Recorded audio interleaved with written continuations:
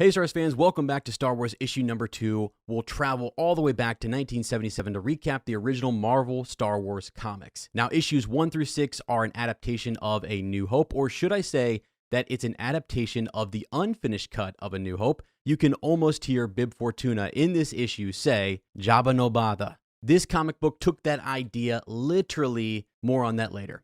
Picking up where we left off last time, Luke is awakened by old Ben Kenobi, rather Obi-Wan Kenobi, a name that Ben hasn't heard in a long time. Luke collects C-3PO and we're off to Obi-Wan's homie hovel. That's a quote. Obi-Wan and Luke pull up the recording of Princess Leia asking for help. Luke learns that Obi-Wan served in the Clone Wars and knew his father. It's revealed that Darth Vader betrayed and murdered Luke's father from a certain point of view. We quickly cut back to the Death Star where Leia is being interrogated by Darth Vader. Back to Luke and Obi-Wan. Luke must learn the ways of the Force, but Uncle Owen won't stand for it. Literally, Uncle Owen is dead and will not stand for it. On their way to the Mos Eisley spaceport, they encounter the destroyed Sandcrawler and figure out that Uncle Owen and Aunt Beru were targeted by the Empire. Now Luke is ready to become a Jedi like his father before him. Back on the Death Star, Grand Moff Tarkin decides that it's so important to find this rebel base that he's going to destroy an entire planet to find it. Bit extreme.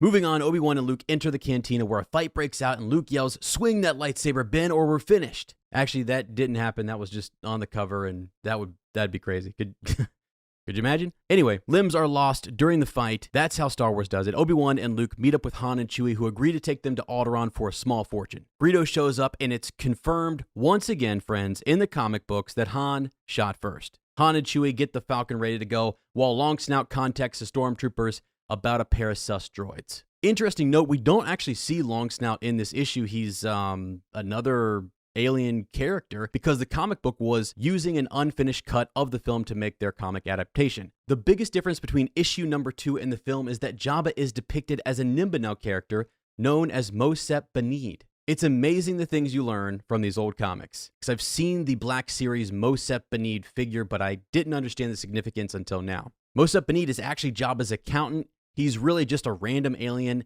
in the cantina bar that the illustrator decided to use for Jabba. After we see Jabba the Hutt in his palace during the Return of the Jedi, it was decided that Mosep Binneed was actually just an associate of Jabba's, or was it that Jabba was working for Mosep? Who knows, but there's some good tinfoil. Han deals with Jabba by assuring him that he'll get his money. Sounds good, Han, but if you don't, then Jabba's just going to send Boba Fett after you. He'll put you in carbonite and display you on his wall, so let's get on that. The issue concludes with Han talking about the difficulties of traveling through hyperspace, which we can summarize as, it ain't like dusting crops. All right, friends, once again, thanks a lot. That was a lot of fun. Hope you enjoyed it. Let me know what you think down in the comments below. I'll also be covering some of the more recent Star Wars comics like Star Wars 2020, The Bounty Hunter Wars, and Dark Empire. I'll put those in separate playlists, so be sure to check out my playlist where I'll organize all the content. If there's a comic book series you'd like me to cover, just leave me a comment down below. If you enjoyed this video, please be sure to like it, hit the subscribe button. I'll see you next time, and as always, may the Force be with you.